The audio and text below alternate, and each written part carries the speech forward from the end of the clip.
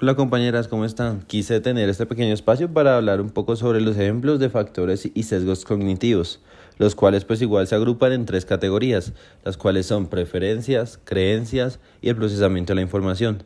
Vamos a hablar un poco más sobre estas experiencias que hemos tenido en nuestra vida cotidiana y pues que se asemejan a cada uno de estos ejemplos. Muchas gracias, Erwin, por esa introducción. Bueno, iniciamos con aversión a las pérdidas y es que en alguna ocasión me encontré un reloj de muy buena marca y me sentí muy satisfecha por habérmelo encontrado, pero días después uno de mis relojes favoritos se me extravió y no sé qué se me hizo, nunca más lo volví a encontrar. Y digamos que el sentimiento fue aún más fuerte de la emoción principal que tuve en ese momento, es decir, que la pérdida fue mayor el sentimiento que tuve que cuando me lo encontré. Digamos que ese es como uno de los de lo que podría hablarse de la aversión a las pérdidas. Claro que sí, Adriana. Mira, a mí que ya tuve una situación muy similar. Hace poco me encontré un billete de 20.000 y pues realmente no lo necesitaba. Sin embargo, pues salté de la dicha. Sin embargo, días después se me cayeron o los extravié y pues realmente tuve un sentimiento de impotencia y nostalgia. El sentimiento fue aún más fuerte que cuando me los encontré. En cuanto a cortoplacismo, bueno, por ejemplo, mi familia se encuentra en una situación económica bastante compleja, en la que para evitar perder la vivienda se debe acudir a una entidad financiera para solicitar un crédito, pero al mismo tiempo se presentan otras necesidades como arreglos locativos que no dan espera, lo que lleva a mi familia a dejar de lado por ahora esa inversión en lo que se tenía pensado al inicio de atender el riesgo de perder la vivienda, decidiendo más bien invertir dicho préstamo del banco en los arreglos locativos que en poco tiempo van a requerir de una solución más radical. De dotación, pues digamos que cuando nosotros también uno de los ejemplos de efecto de dotación es como el sentimiento que uno le guarda a las cosas, ¿no?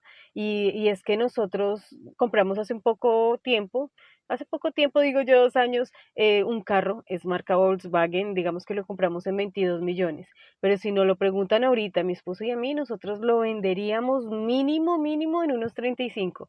Digamos que todo el tema de lo que le hemos invertido en estos años, digamos que adicional son todos los buenos momentos que tuvimos en ese carro y demás. Entonces es como de apego que también vale un poco más el automóvil. Eso podríamos decir de efecto como un ejemplo de dotación. Qué buen ejemplo, Adriana. Mira, pues ya ahora yo quisiera continuar con la inconsistencia temporal. Aquí pues tuve un claro ejemplo pues con mi familia en esta época donde operaban todavía las pirámides como lo fue MG o Costa Caribe, no sé si de pronto alguna alcanzó a conocerlas. Allí pues se daban como unos retornos por poner un dinero y pues digamos que estos retornos iban siendo a nivel porcentual o mayores o menores de acuerdo al tiempo que quedara allí.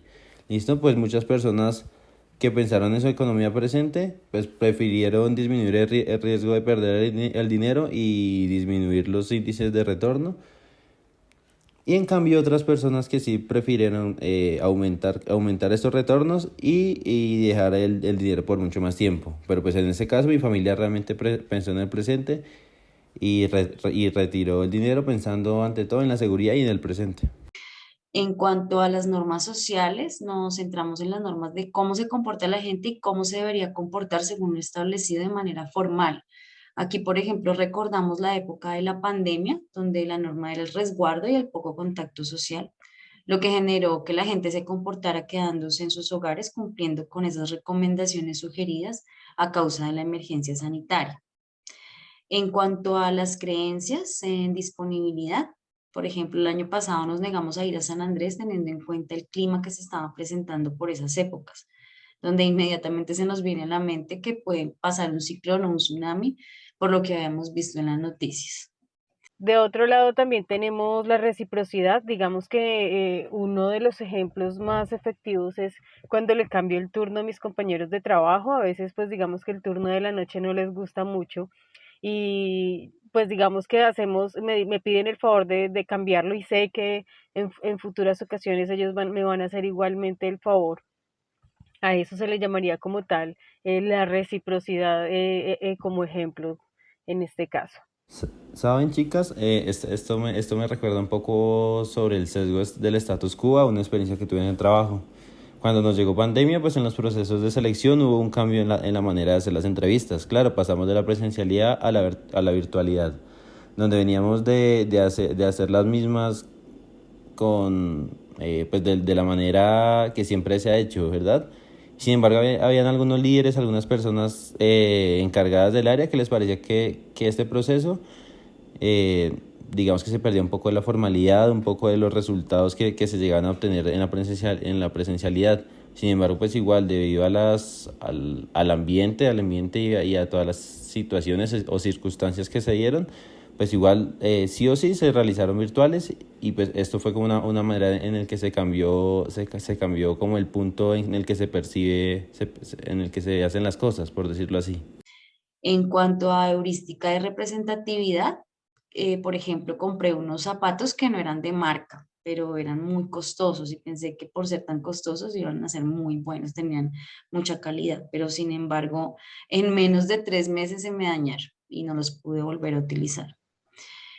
Uno de los ejemplos también del exceso de confianza, pues digamos que a veces uno como ser humano considera y cree que puede hacerlo todo, todo ya y digamos que uno no se considera, pues se considera a veces perfecto, pero no lo es. Uno de los ejemplos de exceso de confianza es que tuve que hacer un trabajo, me dijeron que tenía que llevarlo a cabo, me comprometí a entregarlo en 5 horas, era un informe de servicio que tenía que generar y me llevó más de un día y medio. Entonces, digamos que el exceso de confianza que a veces uno se tiene está. Mira, Adriana, yo tengo esta situación muy similar y es el exceso de optimismo. Normalmente dentro de la empresa, cuando vamos en cifras malas, al final del mes, cuando que no hemos cumplido realmente con las metas o con la planificación mensual, siempre digo, pues el último día podemos cumplir con las metas, pues de pronto que nos pueda llegar este golpe de suerte. Sin embargo, pues me excedo en el optimismo y pues igualmente e históricamente sé que nunca hemos ingresado pues el dinero o hemos recaudado el dinero pues para cumplir estas metas.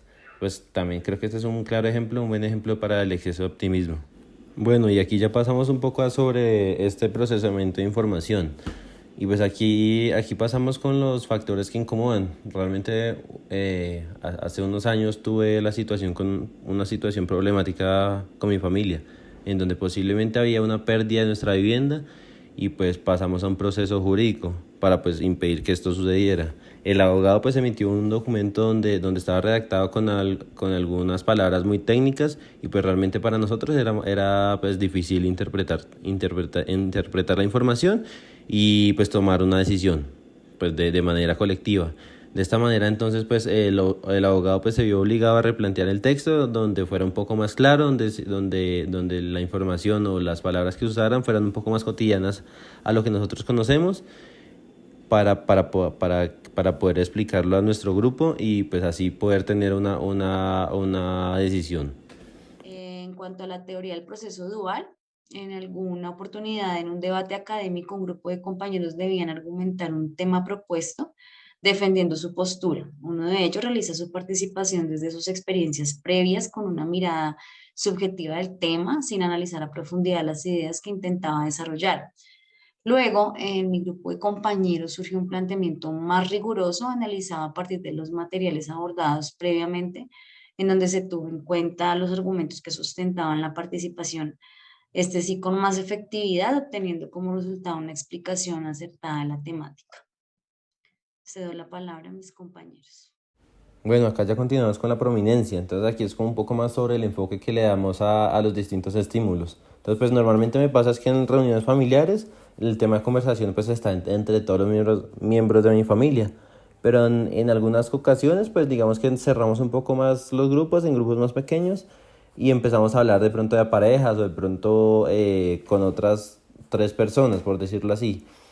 Y entonces, pues digamos que esto generaría un efecto de figura a fondo, porque pues de igual manera seguimos con la conversación familiar, que es el grupo completo de unas 10 12 personas, pero igual nuestra mayor atención está pues con la pareja con la que estamos hablando o el grupo de tres personas con las que estamos hablando.